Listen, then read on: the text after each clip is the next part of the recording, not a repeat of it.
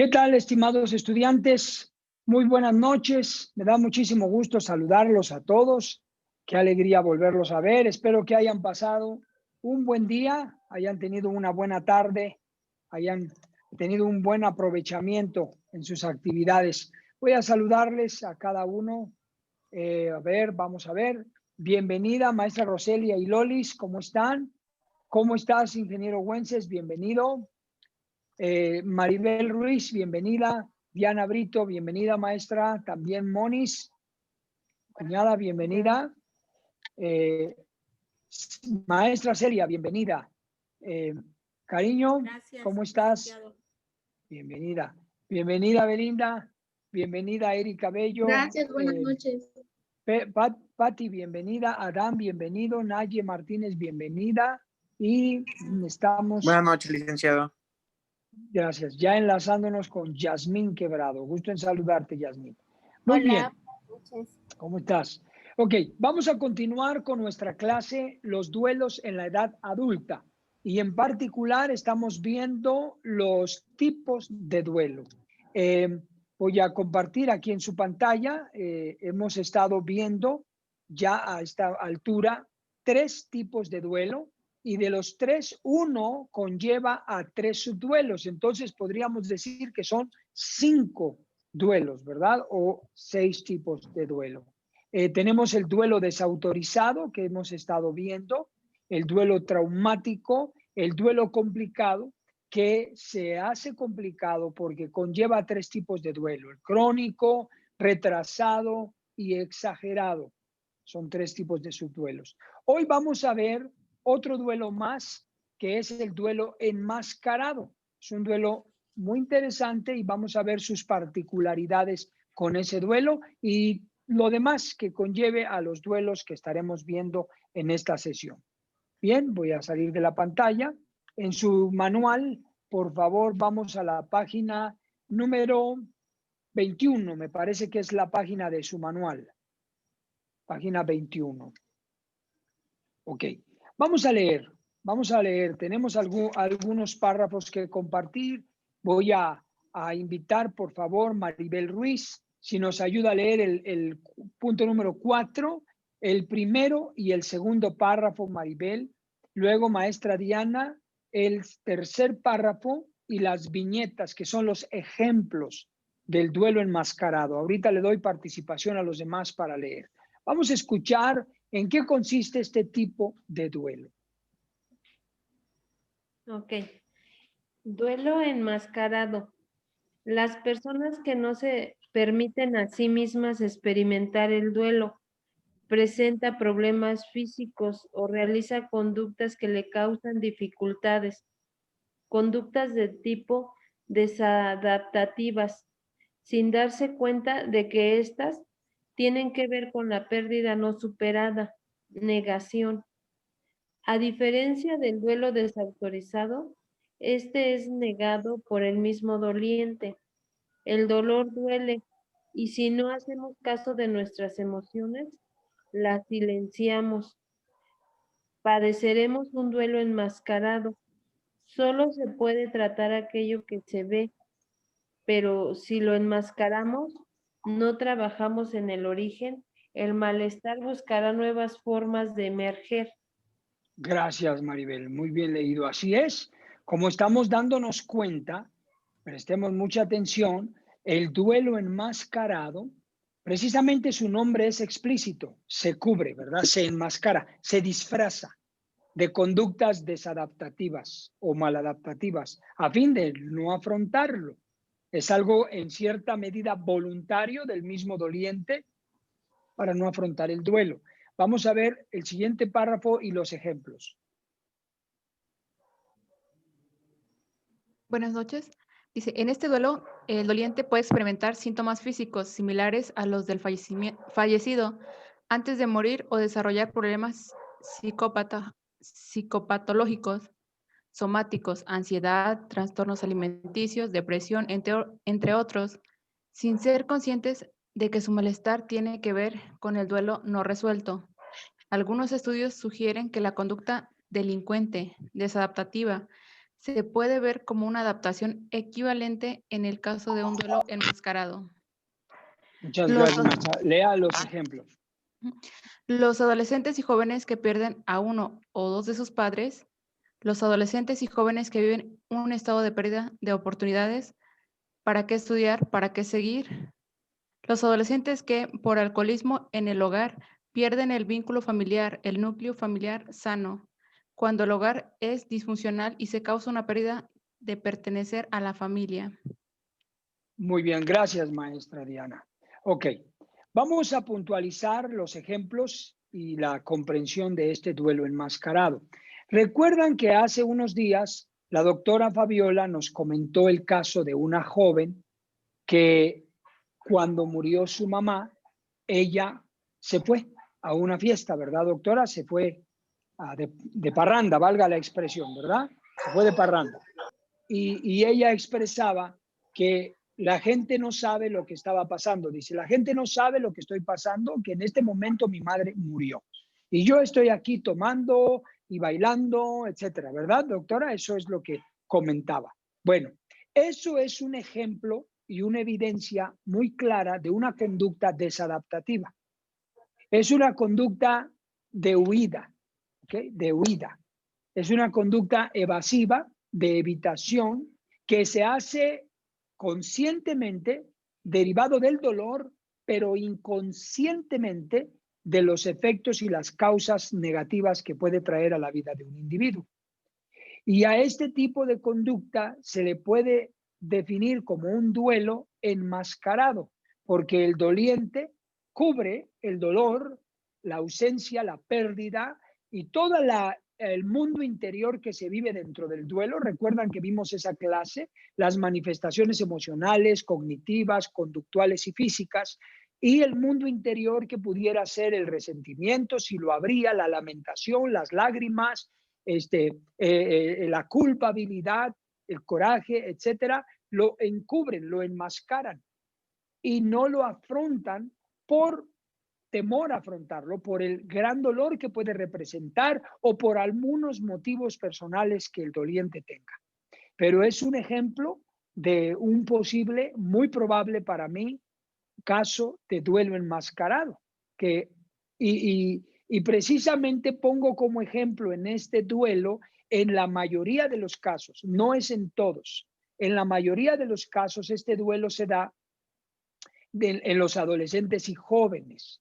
¿Por qué? Porque los jóvenes, por ejemplo, enmascaran su dolor normalmente debido al ego natural de un joven, de un adolescente. Lo enmascaran también porque no saben cómo manejarlo, sienten que se va a salir de control y se les hace más fácil un modelo de afrontamiento evasivo, que así se llama, es un estilo o modelo de afrontamiento evasivo o maladaptativo. Es uno de los 3 modelos de afrontamiento que se consideran más comunes. Entonces adoptan un modelo de afrontamiento, pero ese modelo de afrontamiento pues no va a dar buenos resultados a mediano, corto o largo plazo y va a generar o puede generar una patología del duelo derivado de las conductas. De hecho, los especialistas sugieren que la mayoría de los adolescentes y jóvenes con conductas delincuentes, desadaptativas o maladaptativas, la mayoría, de acuerdo a las estadísticas, tiene antecedentes de duelos enmascarados y que una de las formas de canalizar el dolor, el sufrimiento, la frustración, el temor, el vacío, la depresión es con una conducta maladaptativa. Entonces, es un ejemplo, como pongo aquí, cuando uno de los adolescentes o jóvenes pierde a uno de sus padres. Suele suceder, ¿verdad? O en su defecto, pierden las oportunidades de las escuelas. Cuando no tienen oportunidad de seguir estudiando, a veces esa pérdida, ese dolor de no poder ir a la escuela por falta de recursos o porque en la ciudad, en la comunidad no hay escuela, no hay oportunidad. Entonces, tienden a adoptar conductas maladaptativas y presentan a veces psicopatologías que son trastornos mentales, como por ejemplo trastornos de la conducta, trastornos emocionales, trastornos depresivos Y en ese sentido, o también trastornos en el consumo de bebidas alcohólicas o de drogas, porque son conductas mal adaptativas, problemas psicopatológicos que llegan a presentar, derivados de este duelo enmascarado que se presenta, ¿verdad? El divorcio de los padres, la separación de los padres, cuando hay un hogar disfuncional donde no hay una imagen paterna de figura de apego y esa imagen paterna falla, golpea, lastima, hiere, ofende, maltrata, abandona a los hijos, a la esposa, y eso genera un ambiente disfuncional horrible y los jóvenes, los hijos, por ejemplo, tienden a vivir un duelo,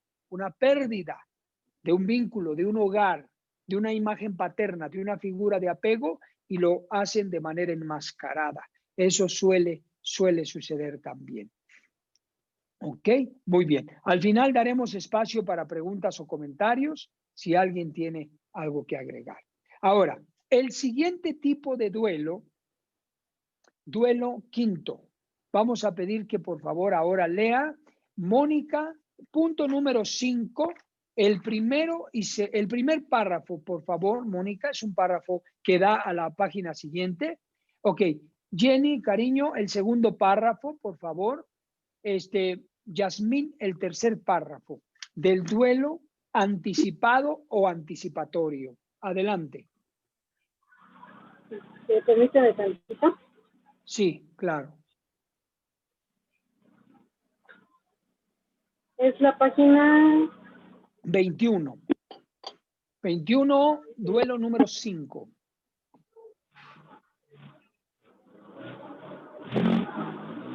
Espérame, que no puedo abrir mi...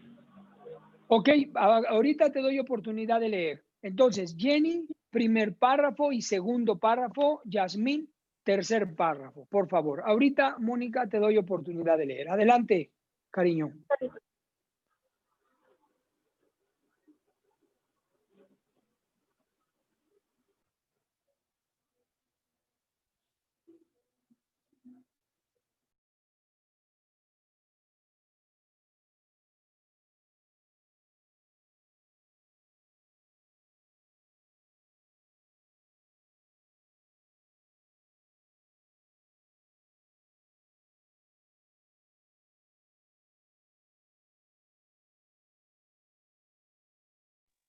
A ver, tenemos problemas con el micrófono de mi esposita Jenny. ¿Ya, Mónica? Ok, regresamos con Mónica y ahorita vemos. Mónica, primer párrafo, duelo anticipado. Y luego, si Jenny puede abrir su micrófono, y mi amor, adelante. Y si no, damos oportunidad a otra. Vamos a escuchar. El duelo anticipado. El duelo anticipado o anticipatorio o anticipado es generalmente más silencioso que el duelo después de una pérdida. A menudo no hablamos tanto de él. Es un duelo que no revelamos a nadie. Queremos poco o ninguna intervención activa. Las palabras apenas son necesarias. Se trata mucho más de un sentimiento que se puede aliviar con el roce de una mano o una queda presencia. Es el duelo.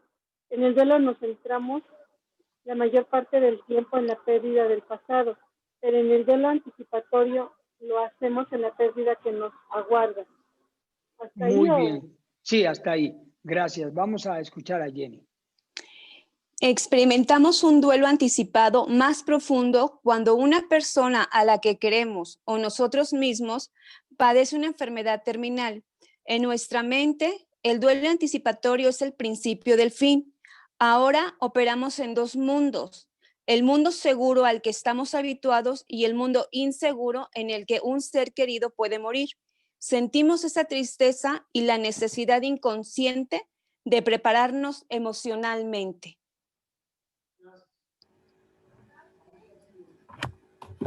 El duelo anticipatorio también podemos experimentar el limbo de la pérdida. Esos momentos en que un ser querido ni mejora ni está ya agonizando, sino que sigue enfermo y sin buena calidad de vida. Para los moribundos puede ser un momento de callada desesperación o de franca ira.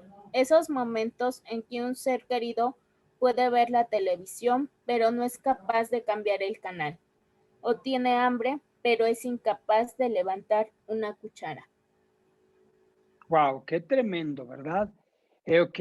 Este tipo de duelos, queridos estudiantes, es un duelo también, no podemos decir que es un duelo de silencioso, ¿verdad? Pues así como decirlo como nombre, pero es un duelo silencioso en sus características, porque no nos atrevemos con facilidad a hablar de la pérdida abiertamente.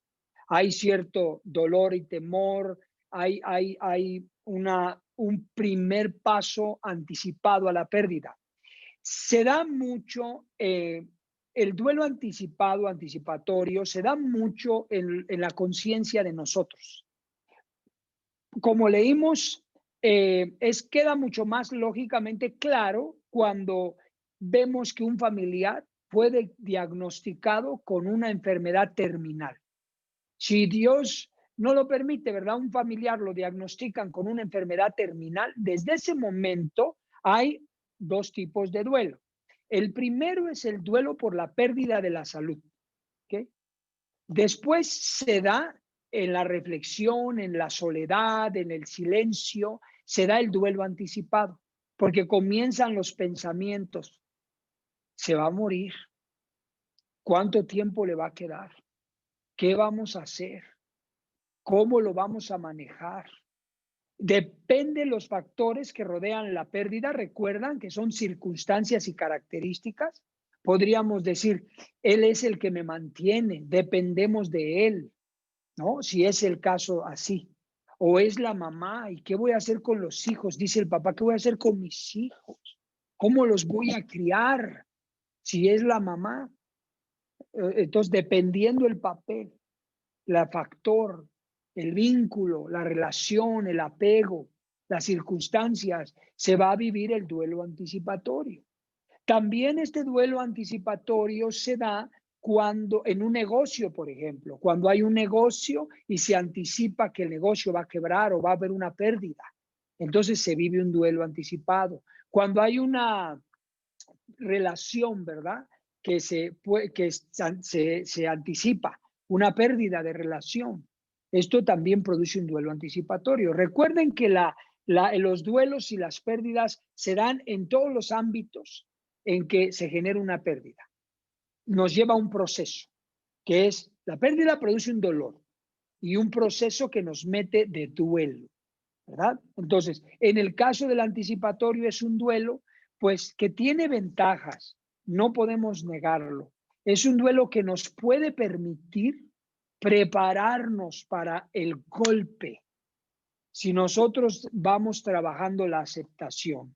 No sé si ustedes han experimentado o escuchado de personas que desarrollan una enfermedad terminal y cuando fallecen, el velorio y el sepelio es menos doloroso y traumático cuando la muerte es súbita, cuando la muerte es trágica, cuando la muerte es inesperada.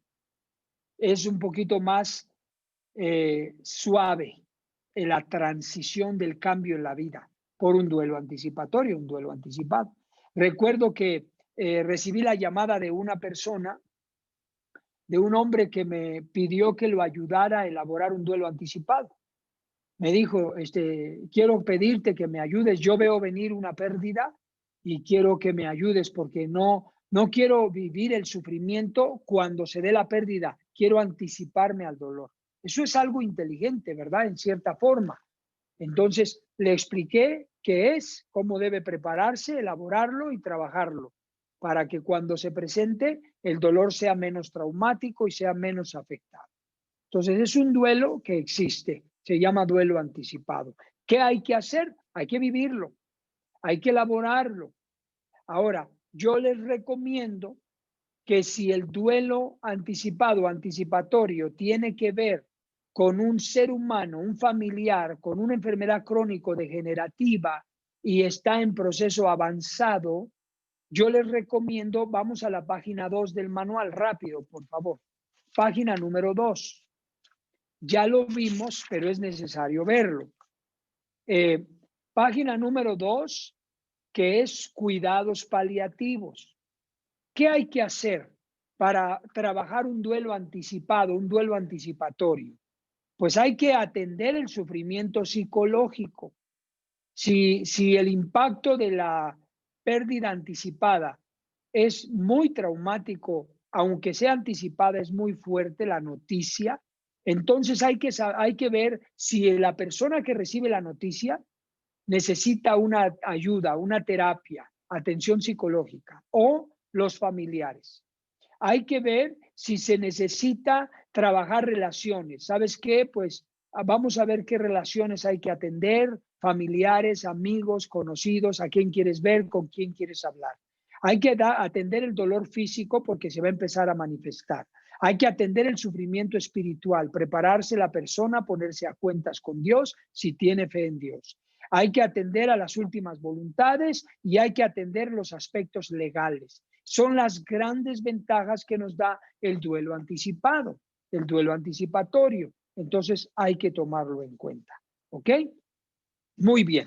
Vamos al último duelo, al último tipo de duelo, que, repito, ustedes identifiquen si es que han padecido o padecen algún tipo de duelo. Si no han padecido y no lo padecen, pues gracias a Dios, pero esta información nos puede servir mucho a nivel preventivo, ¿verdad? Este es uno de los duelos más críticos, como todos, pero este duelo es muy específico, muy específico. Maneja de manera muy objetiva estos temas. Vamos a leer duelo ambiguo. Así que voy a pedir que nos ayude a leer ahora, a ver, aquí en mi pantalla, Erika Bello, por favor, página 22, el primer párrafo, luego, y el último, y el segundo párrafito, chiquito. Luego, Nayeli Martínez, el inciso A, y Belinda Brito, inciso B. ¿Ok? Y ahorita doy repartir la siguiente lectura. Vamos a escuchar. Duelo ambiguo. Duelo ambiguo. Se entiende por ambigüedad a la interpretación de algo en diferentes maneras. Ambigüedad se relaciona con lo confuso, impreciso, vago, no claro e incierto. Para Voz 2001, la ambigüedad es una pérdida deriva de la falta de información de la persona cuando ésta se encuentra ausente físicamente o de la percepción conflictiva que tiene la familia sobre qué miembros son considerados como presentes o ausentes en el círculo íntimo. Gracias. Entonces, existen dos pérdidas ambiguas, dos tipos de pérdidas ambiguas. Vamos a identificarlas. Por favor, inciso A, primer pérdida ambigua. Ok, buenas noches. Dice, la familia perdió a la persona por una ausencia física, pero está presente psicológicamente, ya que no están seguros si está viva o muerta. Esto sucede en caso de militares desaparecidos en combates, niños raptados o sustraídos, hijos o familiares que abandonan el hogar o se desaparecen, secuestros y o desapariciones forzadas. Ok, bien. Esto es algo tremendo. Este es uno de los duelos que también se puede decir que se complica, ¿verdad? ¿Por qué? Porque recuerden que el duelo complicado tiene un subduelo que se llama crónico. ¿Recuerdan? Ahora, yo quise poner por aparte el duelo ambiguo y no lo metí como un subduelo por ser crónico, sino que es crónico, pero lo quise trabajar por aparte porque tiene muchas particularidades. También es traumático, como el duelo complicado, es traumático como el duelo traumático, pero tiene una particularidad que es ambiguo.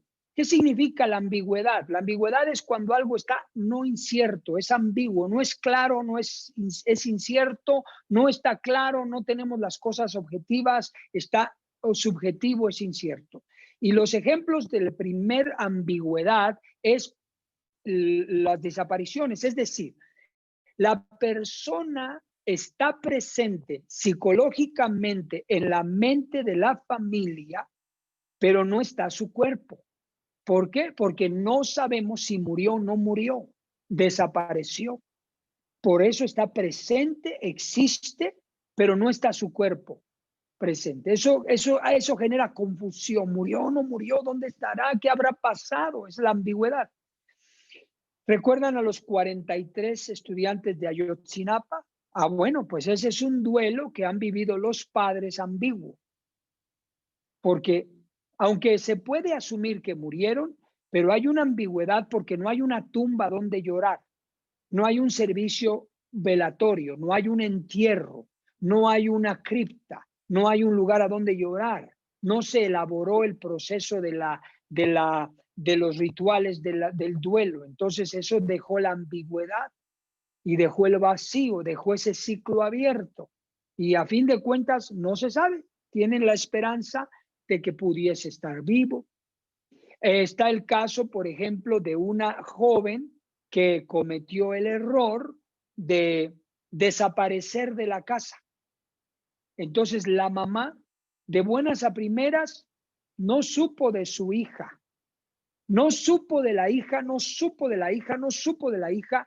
Las familiares investigaron en los CEMEFOS. Fueron a muchos CEMEFOS, levantaron fichas de desaparición. Fueron a los CEMEFOS, denunciaron a la policía, fueron a hospitales, hicieron la investigación, les llevó como un año. Después de un año, pues ya no había nada más que hacer. Las autoridades dijeron, pues hasta aquí llegó, hay que esperar que aparezca o que surja una noticia. Y así se quedaron por 5 largos años. Eso generó un duelo ambiguo en la mamá, en la familia.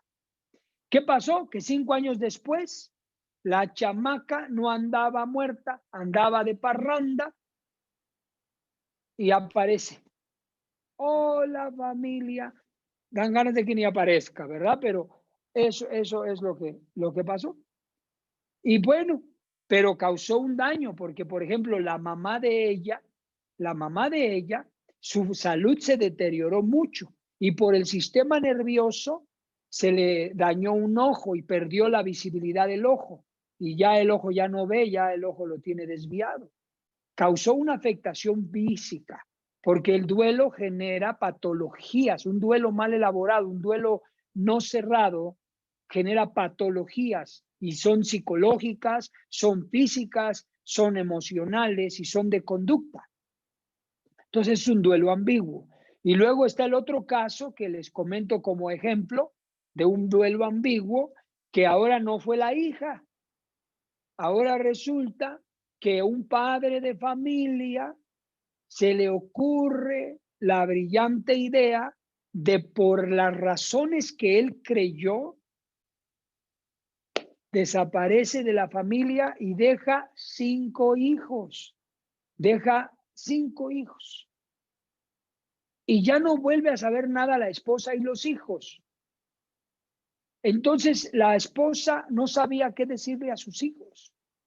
Si estaba muerto, si no estaba muerto, con quién se fue, dónde se fue. La familia no daba información. No se supo nada de ese hombre que abandonó a sus 5 hijos y a su esposa por los motivos que él creyó que tenía hasta después de 25 años.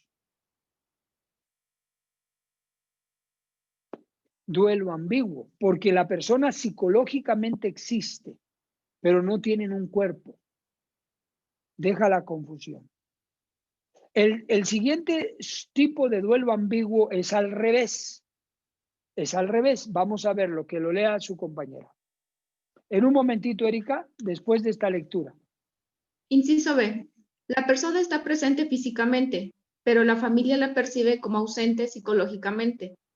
En estos casos están las personas enfermas de Alzheimer, los enfermos mentales, los drogadictos, cuando la persona permanece en coma y en algunos casos, las personas que se preocupan excesivamente por el trabajo o no hay mucho interés por la familia. Ok, no, hasta ahí. Gracias, okay. Gracias, Berinda. Entonces, explico esto, es muy práctico de explicar y Erika le damos oportunidad de hablar. Ahora, el otro lado es que la persona físicamente está presente, pero psicológicamente ya no cuentan con la persona, o sea, ya su mente no está. Su cuerpo está, pero su mente no está. Es como si no existiera. Y básicamente son personas, por ejemplo, que desarrollaron una demencia, Alzheimer o parálisis o coma, están en coma, ¿verdad? Derrames cerebrales que les incapacitaron todos los sentidos de habla, de vista, de oído, de motrices. Entonces tenemos a un ser humano vivo, su cuerpo, pero psicológicamente ya no está. Ya no puedo tratar con él, hablar con él. Entonces crea una ambigüedad. ¿Por qué? Porque ni se muere, disculpe la expresión, para que yo lo vele, lo sufra, y ni tampoco puedo interactuar con él. Entonces, son los dos casos del duelo ambiguo, ¿verdad? Si alguno de ustedes ha padecido esto, debe saber que está viviendo un duelo ambiguo. Y ahorita vamos a analizar, pues, la complicación del duelo ambiguo, pues, brevemente, porque ya lo estuve yo explicando, ¿verdad? Solamente lo puntualizaremos con las notas. Ahora sí, Erika, adelante. La pregunta que le iba a hacer es precisamente lo de la complicación del duelo, no lo había leído. Anteriormente había yo preguntado que más o menos cuánto duraba un duelo, que era de 6 a 2 años. Pero en este caso, por ejemplo, un duelo ambiguo, que la persona duró 25 años, entonces ahí ya se puede prolongar hasta esos años, ¿no? Sí, exactamente. Así gracias. es. Este tipo de duelo se complica debido a que el periodo es muy largo, puede ser muy largo. Por ejemplo, una persona tiene con su mamá en un hospital, unos amigos tienen, perdón, en un hospital, su mamá, la mamá de este amigo sufrió varios micro derrames cerebrales y su mamá está por más de 7 años, tiene tirada en una cama sin moverse, o sea, ya está consumiéndose, está viva, pero no habla nada, no parpadea, no mueve nada, ni un dedo, nada. ¿Está así? Están sufriendo un duelo de 7 años en ambigüedad, ¿verdad? Y como hablamos de 25. Eso es lo que hace complicado el duelo, ¿ok? Muy bien. Entonces, algo que quiero agregar, está en las notas. No lo vamos a leer porque ya lo expliqué, ¿verdad? Esto está escrito aquí en las notas, pero, por ejemplo, las personas están en ambigüedad, están atoradas porque no saben si le hacen, por ejemplo, si no aparece, es un desaparecido, no saben si le hacen una cripta o no, si ponen un altar en honor a él o no. Hay confusión. No saben si recogen su recámara o la dejan la recámara todavía. Y ya pasaron 7, 8, 10 años, ¿qué hacemos con su recámara? ¿Qué hacemos con sus cosas? Hay una culpabilidad, hay una ambivalencia, hay una ambigüedad. ¿Qué hacemos con sus cosas? ¿Qué hacemos con sus muebles? ¿Qué hacemos con sus cosas personales? ¿Qué hacemos? Entonces no puede cerrar la persona el capítulo en su vida por la ambigüedad. Los hermanos, si está viva, por ejemplo, la persona, pero está así, en coma, pues no pueden declararla muerta y no puede haber testamento. ¿Me comprende? Entonces hay problemas legales ahí, hay problemas en stand-by, no se pueden tomar decisiones porque la persona está presente pero no está fallecida, entonces hay ambigüedad. Genera ciertos conflictos, por eso esto se hace largo, ¿verdad? Muy bien. Hasta aquí terminamos con los tipos de duelo, 6 tipos de duelo, pero incluyendo los duelos, subduelos, que es crónico, exagerado y pospuesto, pudiesen ser 8, 9 tipos de duelo que tienen ustedes ahí. Bien. Ok. Hasta este punto, para pasar a la segunda parte de la clase, que es una pequeña evaluación y una tarea que les voy a dejar a ustedes. ¿Preguntas o comentarios?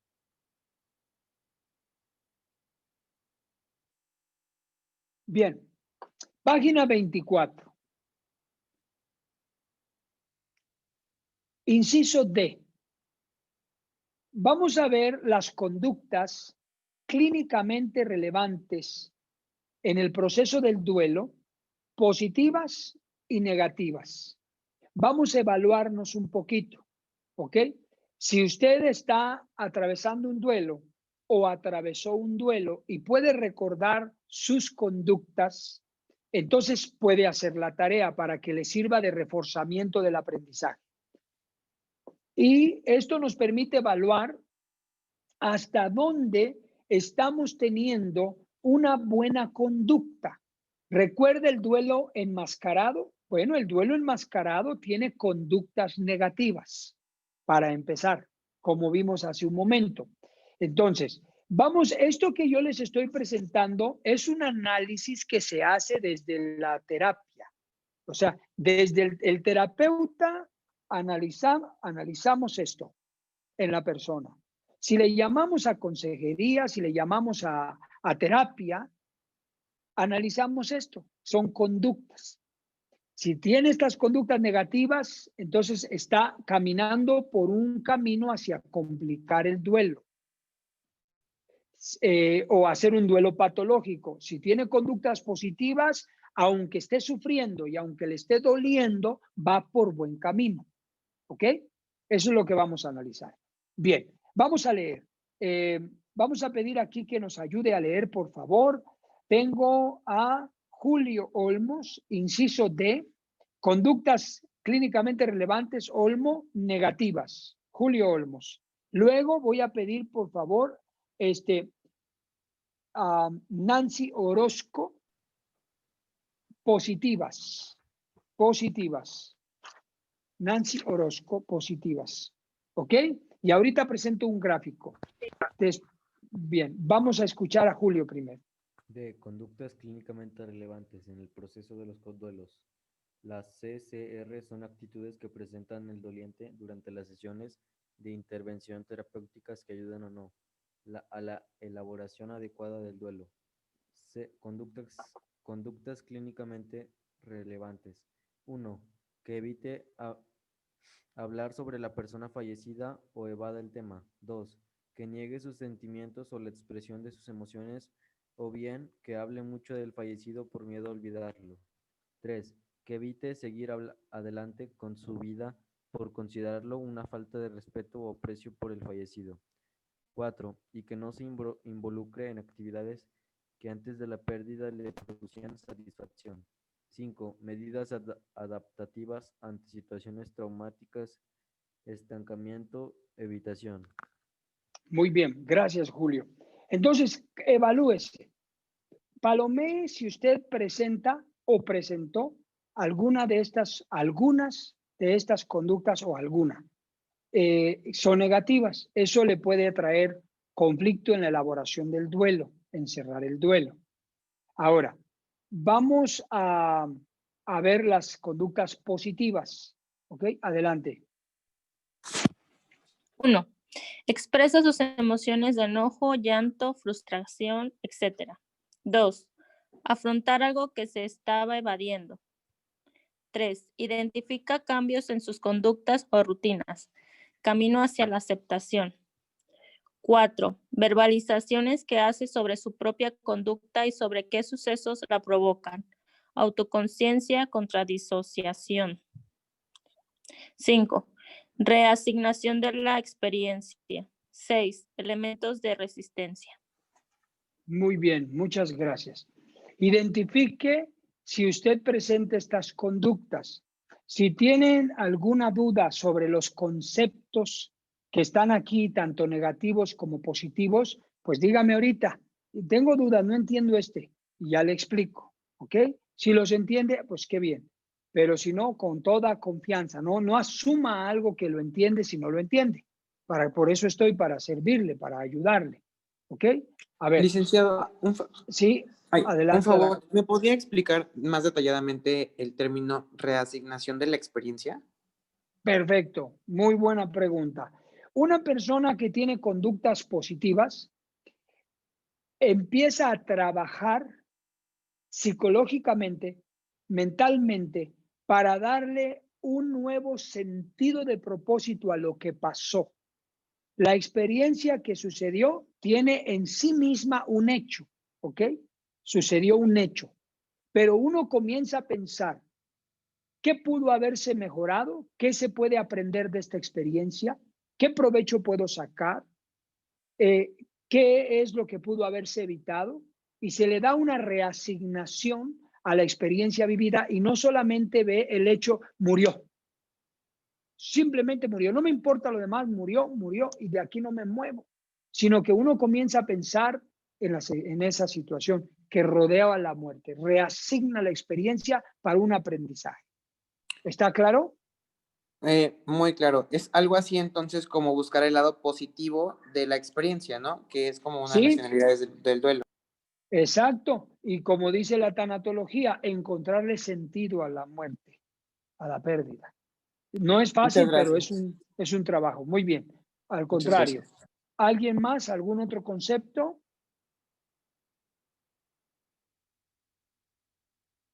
Maribel Ruiz. Sí, el sexto de las positivas. Elementos de resistencia. Muy bien, te felicito también. Elementos de resistencia son las acciones que la persona toma para resistir el dolor, pero no de manera desadaptativa o encubriéndolo o evadiéndolo, sino elementos de resistir el dolor. Por ejemplo, voy a ir a terapia, voy a hablar con una persona que me ayude, voy a superar este duelo, voy a hacer estas actividades, voy a hacer estas otras actividades, voy a trabajar en esto, voy a tomar estas decisiones. Son elementos que le ayudan a resistir el dolor, a resistir el sufrimiento de manera positiva. Elementos de resistencia. Ok, gracias. Muy bien. ¿Alguien más? ¿Algún otro concepto? ¿Negativo o positivo?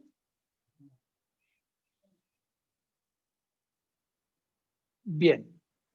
Ok, les voy a poner un cuadro como ejemplo aplicando estas conductas, cómo nos vemos, ¿ok? ¿Cómo nos vemos? Es solo un ejemplo, no es en lo absoluto. Cada quien puede hacer su propio cuadro y esta es la tarea que yo les pido que ustedes realicen como resultado de un análisis y de una reflexión, ¿ok?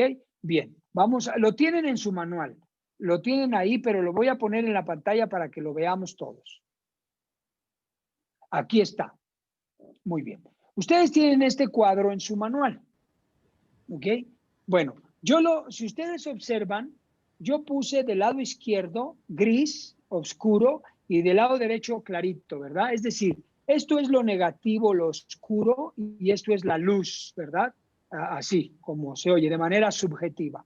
Ahora bien, en la parte de arriba tenemos las acciones. Voy a ponerles ustedes lo tienen en su manual, pero lo voy a escribir aquí. Permítanme un segundito. Aquí están, arriba son acciones, ¿sí? Las acciones que tomamos, ¿ok? Tanto positivas como negativas, ¿ok? En la parte de abajo tenemos las experiencias mentales que producen.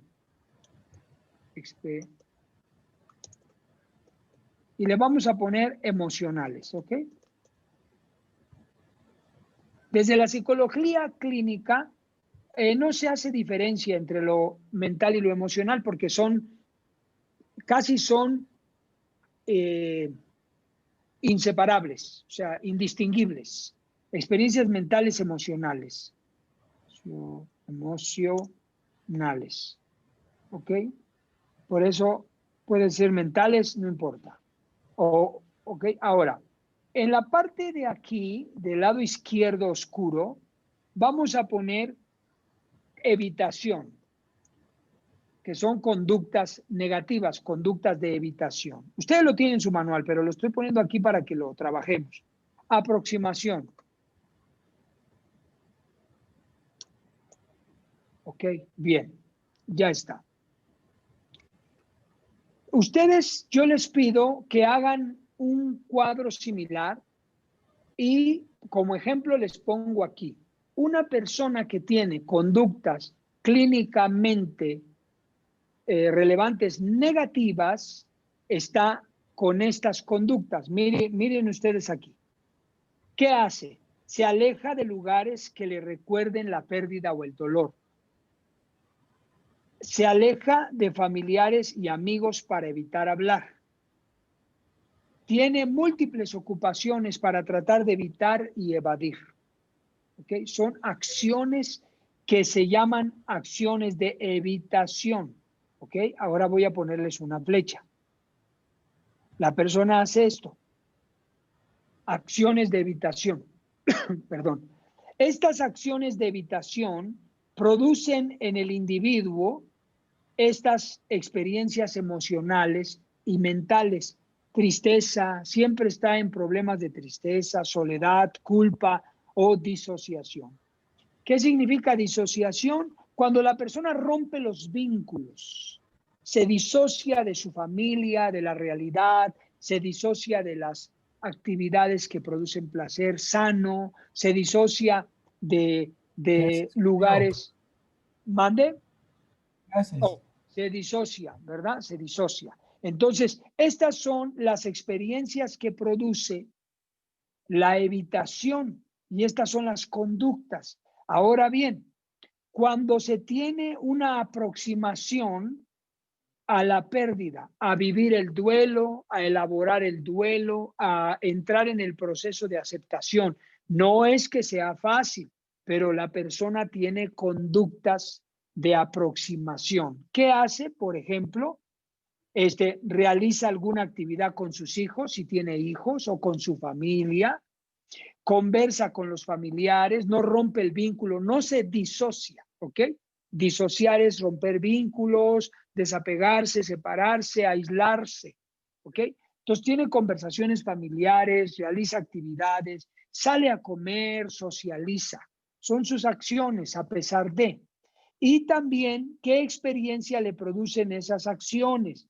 Bueno, a la persona le producen estas experiencias, le hacen sentir que es una buena persona, porque el duelo causa culpas. Muchas veces hay culpas y la culpa nos hace sentir malas personas. Entonces, es un efecto contrario. Se siente buena persona a pesar de que tiene una buena relación cercana con su familia, que puede ser buena amiga o buen amigo, experimenta satisfacciones a pesar de la pérdida. Entonces, las acciones de aproximación nos van a dar experiencias emocionales y mentales saludables. Las acciones de evitación nos van a dar experiencias y mentales y emocionales negativas. ¿Qué es lo que yo les pido? Hagan este recuadro y ustedes en su experiencia escriban. Si en el tiempo presente o pasado tuvieron conductas de evitación, ¿cuáles fueron sus conductas? Escríbanlas. Mis conductas yo recuerdo o son estas y estas y estas. ¿Cómo te hacen sentir? ¿Qué experiencia mental y emocional te producen? Pues esto y esto y esto. Ahora, si no lo tienes, haz una especie de proyección, de hipótesis. Pero si lo tienes, escríbelo también. Bueno, yo he tratado de aproximarme a la situación, a la pérdida, al dolor, al sufrimiento. ¿Y qué haces? Pues hago esto, platico, esto, lo otro. ¿Cómo te hace sentir? Escríbelo aquí para que puedas ver la comparación, el balance, y eso nos permita tener buenas conductas. Si ustedes se fijan, aquí empezamos ya a ir evaluando cómo manejar el proceso, qué importante es vivir el proceso del duelo. Voy a salir de la pantalla, ¿ok? Muy bien. Entonces yo les pido que se evalúen. A ver si tengo por aquí el trabajo de una compañera o un compañero de otro curso. Te los muestro rápido. A ver, denme chance. Mire este. Mire este. Esta es de una joven muy preparada, abogada. Tiene 2 carreras esta niña. 1 y media, ya está terminando su segunda carrera. Mire lo que hizo ella. Ella puso, ante sus pérdidas y sus duelos, ella dice, cuando lo evito tengo exceso de trabajo, soy muy autocrítica, no hablo de ello, o sea, se silencia, se disocia, se desapega y soy autoestigmatizada, o sea, se autoestigmatiza por la pérdida. ¿Cómo se siente cuando lo hace? Dice ella, vivo estrés, vivo tristeza, tengo pensamientos negativos. Ahora dice, ahora que me aproximo a la pérdida, salgo, hago ejercicio, paso tiempo con redes de apoyo, estudio, cambio mis rutinas, autorreflexiono, sé comprender el duelo, me relaciono sanamente a corto, mediano y largo plazo. ¿Y cómo se siente? Pues siente salud física, emocional, pensamientos positivos, se siente que es buena hija, buena hermana, buena amiga, siente que está plena, tiene buena autoestima y confianza. Vea su trabajo. Yo le pido que haga algo así, ¿ok? Le animo para que pueda trabajar, empezar a trabajar su duelo con estas herramientas que le doy, conductas clínicamente relevantes. ¿La puede volver a poner, por favor? Sí, como no, con mucho gusto. Adelante, aquí está. Póngala, véala. Si quieren, tómele un...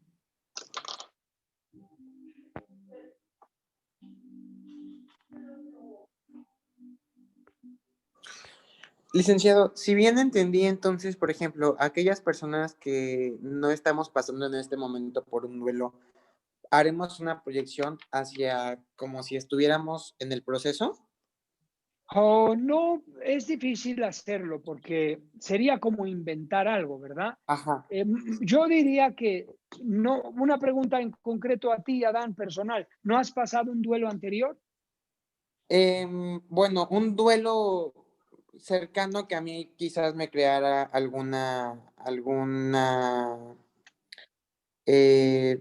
movimiento emocional muy fuerte, digamos. Creo que afortunadamente no. Ok, bueno, entonces, a ver, te hago esta sugerencia. ¿Conoces a alguien cercano a ti que tú digas, conozco a esta persona, que haya pasado un duelo fuerte? Sí, claro. Ok, tú podrías hacer este trabajo tomando información de esa persona como si tú le estuvieras haciendo un pequeño análisis, que Claro, tú digas, yo totalmente. observé, muy bien, entonces hazlo hacia la persona. Tú puedes Ok. poner ahí un anónimo, ¿verdad? En tu tarea, Sí. sin poner el nombre, un anónimo, yo observé estas conductas y observé cómo se sentía. Pero si observaste acciones de aproximación, ponlas. Pero si no observaste acciones de aproximación y solo lo negativo, entonces ahí sí tú haz una recomendación. Ok.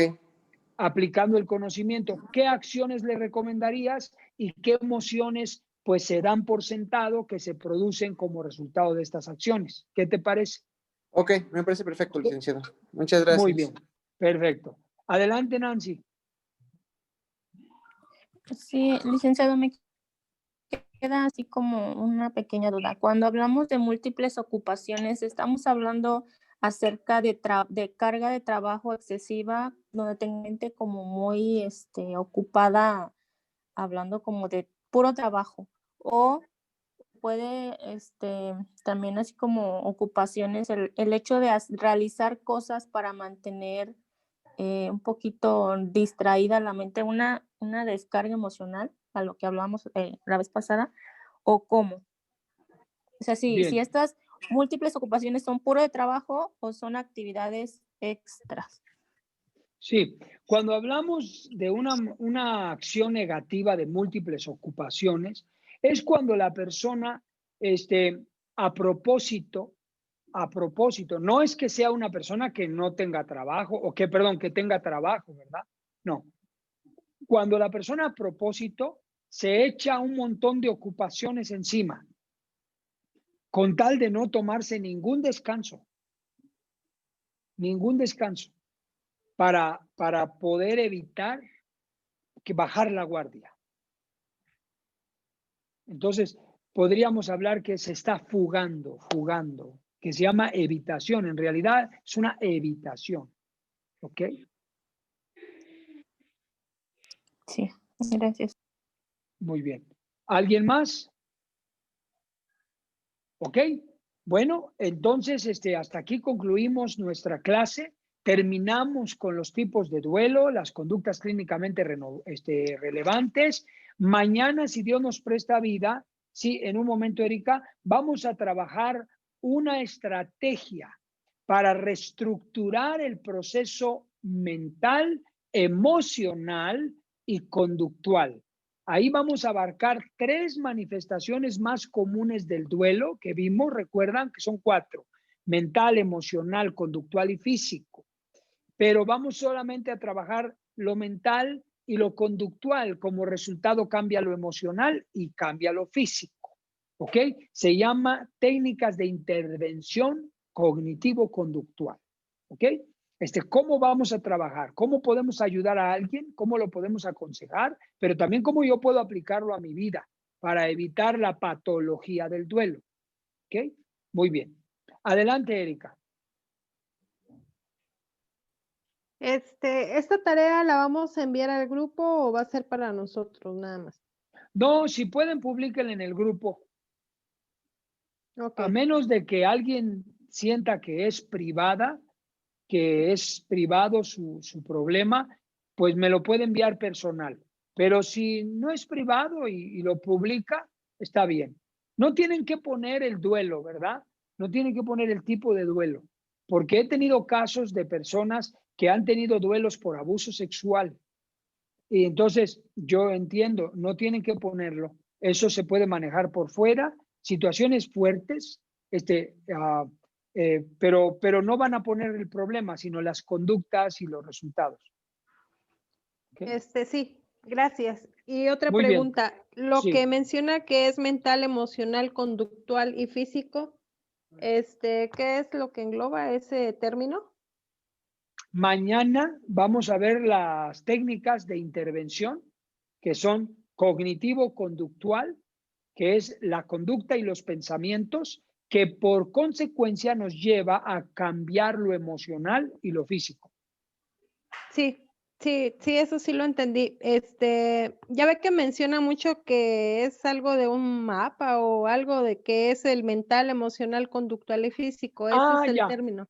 El mundo interior del duelo, las 4 manifestaciones okay. más comunes que están en la página, porque todo se relaciona y por eso yo les recuerdo esos términos, les recuerdo para que lo relacionen. Se llama las manifestaciones más comunes, página 6. Ok, gracias. Página 6. De ahí se desprende el mundo interior del duelo, ¿ok? Muy bien. Que descansen. Me dio mucho gusto saludarlos. Dios los bendiga. Si Dios nos presta vida, mañana nos vemos a las 7. Les mando un fuerte abrazo a todos. Gracias. Buenas noches, bendiciones. Una Gracias. pregunta. ¿Sí? Yo tengo una duda, pero yo se la quería hacer llegar así más confidencialmente. ¿Cómo me puedo comunicar con usted? ¿No distingues cuál es mi teléfono en el grupo de WhatsApp? No lo he buscado, pero lo busco y ya si no lo encuentro, le mando mensaje. Sí. Si no encuentras mi nombre ahí en el grupo de WhatsApp en los teléfonos, mandas un mensaje y dices, soy Maribel, y yo te mando un mensaje privado. Ok. Y ya me mandas un audio, por favor. No me marques, mejor mándame un audio porque me das oportunidad de escucharte, de pensar y de contestarte con libertad. ¿Ok? Muy bien.